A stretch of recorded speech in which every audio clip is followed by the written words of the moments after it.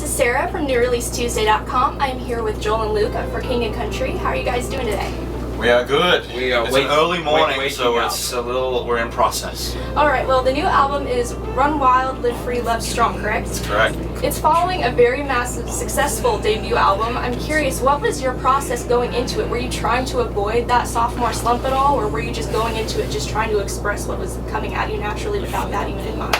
There's kind of a gnawing somewhere in the back of your brain that just subtly says that, hey, that sophomore slump thing. But I think we did a pretty good job of suppressing it. It's interesting because the first record, albeit it came out 2.5 years ago, a lot of it was written close and recorded closer to 5 years ago. And so we very much felt ready to make another record. The beauty of taking what we've done live, the rhythm section of it, the theatrics of it, taking very kind of polarizing life experiences to Luke being married, me being married, and Luke fighting illness, and kind of pouring all of that as well as stories from the road and personal stories about God into this album. We got to that place of going, you know what, I'm done, like this is it. And I think that's all you can ask for is, for better or for worse, you can hold your head high and say, if it is a quote-unquote sophomore slump, or if it's not, you go, well, we stand behind what we did. This is what we want to say, and this is how we wanted to say it. Piggybacking off of that a little bit, considering everything that you guys have been through personally, just in the last, even since the last record came out, what would you say thematically is really the difference between that one and this one? Well, I always like to look at it as the first album was kind of built around just truth. You look at the proof of your love. It's 1 Corinthians 13, it's the love chapter. We're just saying a lot of things that are just true. Crave, hope is what we crave. There are a lot of things that are just truth. And I think this next album is much more personal. And, in a way, it's kind of like if you were to take out journal entries and read them, those have become our songs. And so I think if there is a theme, it's a very personal theme. It's very much Joel being married for just over a year. I've got a little boy and another one on the way, and I've been married for 4 years and went through some, sickness and different things, and those things creep their way into, in a very, very big way, into the themes and the songs of Run Wild, Live Free, Love Strong. A lot of people are saying that. They think really it's setting the course for what Christian music should be and what it could be in the future.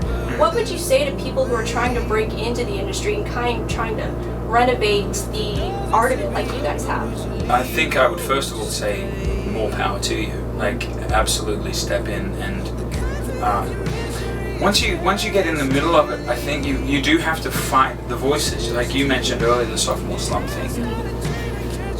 And you have to sort of take risks and take chances. And Luke and I have to admit, we work with an excellent team.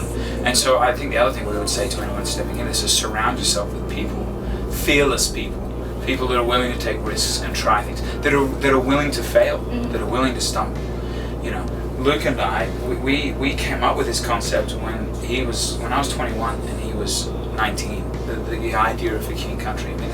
We're almost a decade in, and so we're kind of a 10-year overnight success, if you will. And I would say that to them as well. Stay with it, stay the course. Don't believe your own publicity too much. Just lean in and keep crafting. If I had to sum it up in a word, I would say be fearless, because that's the whole principle of Christianity, of Jesus. Was he took risks. He was fearless, and we still sing about it and talk about it 2,000 years later as a result. If you had one takeaway message for any of your listeners who are going to go into this album, what would it be? This album was written in the midst of a lot of trials, and I think that a lot of people listening to music are going through a lot of trials. I think that one of the things that I've learned writing music and being a part of the stage and the studio is if I have a thought and I have something that affects who I am, then most likely it's the same for somebody else. And so for us, we've gone through some things over the last few years, and yet we stand before you people that are full of joy. We're people that are excited about life.